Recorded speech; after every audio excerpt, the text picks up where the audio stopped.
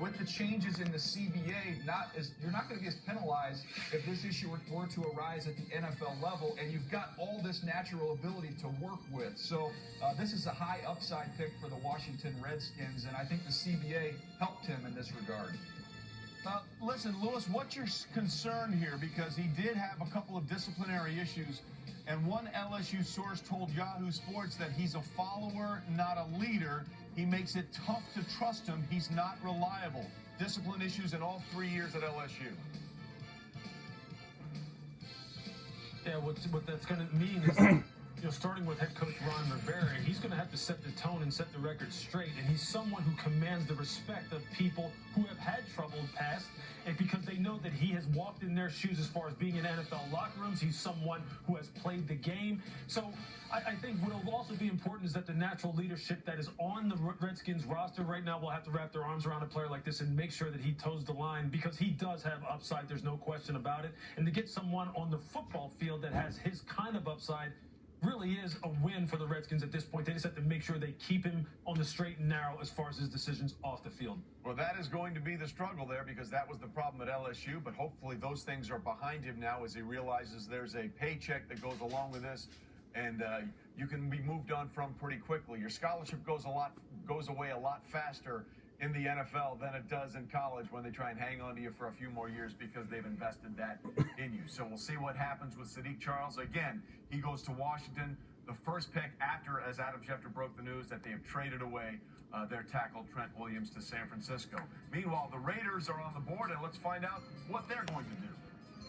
The Detroit Lions have traded the 109th pick to the Las Vegas Raiders. With the 109th pick in the 2020 NFL Draft, the Las Vegas Raiders select John Simpson, guard from Clemson. So back-to-back offensive linemen here, and shout out to John Simpson, the first in his family to graduate from college. And we got to give a shout out to the restaurant Hall's Chop House in Charleston, South Carolina. They had a program trying to reach out to people that were looking for work. The head of that Chop House basically got him a job, and they've been part of the family ever since there. So this is a great job for the people at Hall's Chop House, and a great job here for John Simpson, Mel. This guy, another Clemson Tiger going to the Raiders. That's the thing, Trent's going to say. Tanner Muse, so we had last year Hunter Renfrow and Clelin Ferrell. So they're going to this talent-laden Clemson Tiger program and getting some players. And Simpson, tell you, that offensive line was strong, was best offensive line Clemson's had in a while. Texas A&M game, Syracuse, NC State dominant. Think about as a run blocker, drives that defender off the ball. He can pull.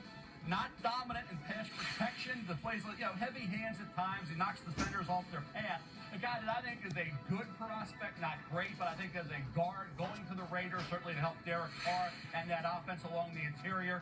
The veteran experience, solid technique. He's played in a ton of big games. He's been fairly consistent game in and game out. I think John Simpson will be a guy who competes for a starting job fairly early in his pro career. Yeah, Tommy Hall does something called Teach the Need, and he tells high school kids, if you need a job, come see me.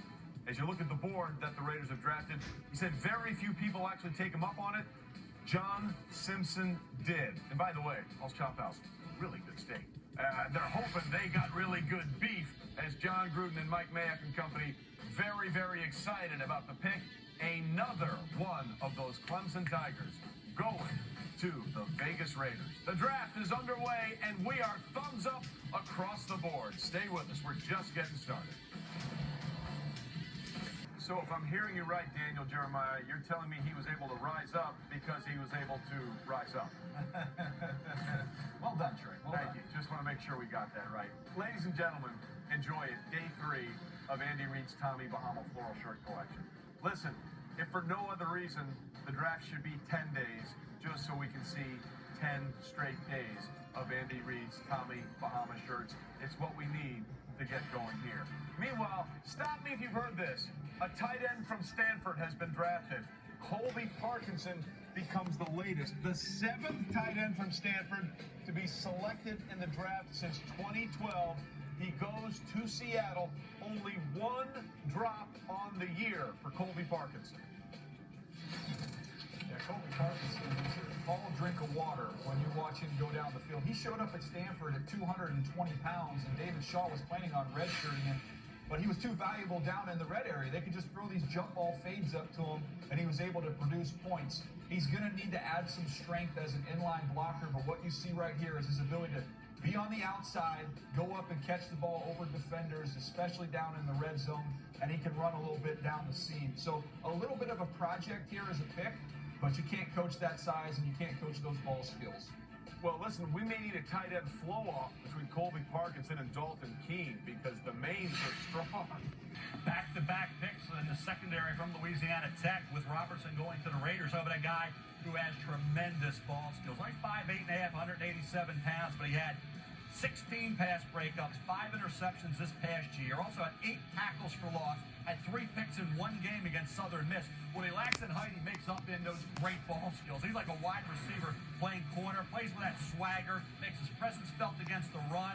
What he's going to have to do in the NFL with the Raiders, and I know John Gruden and Mike Mayock love that physical style, is not draw penalty flags. We'll see if he can do that in the NFL, adjust to the game, and also shore up tackling a bit, sometimes a little overly aggressive. But this is one of those Gruden grinders who makes plays on the ball in that secondary of Amik Robertson.